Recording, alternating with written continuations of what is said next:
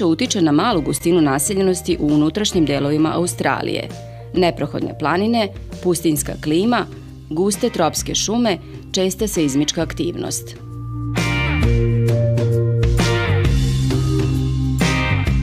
Tačan odgovor – pustinjska klima.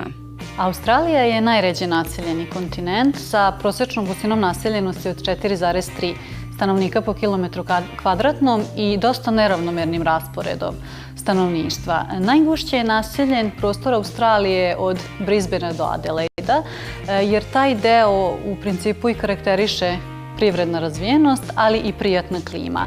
Nešto gušću naseljenost ima jugozapadni deo kontinenta, odnosno okolina grada Perta.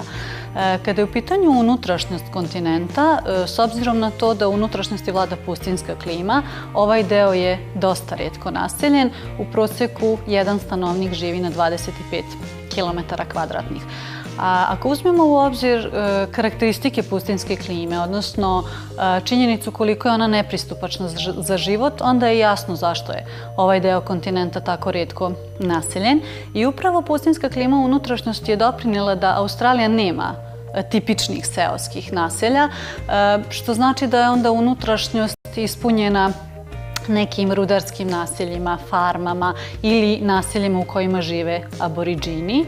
I s obzirom na to da nema seoskih naselja, farmeri, odnosno ljudi koji žive u unutrašnjosti kontinenta, između sebe komuniciraju uz pomoć radio veze i na taj način je, odnosno na sličan način je organizovan i zdravstveni sistem i obrazovni sistem u unutrašnjosti Australije.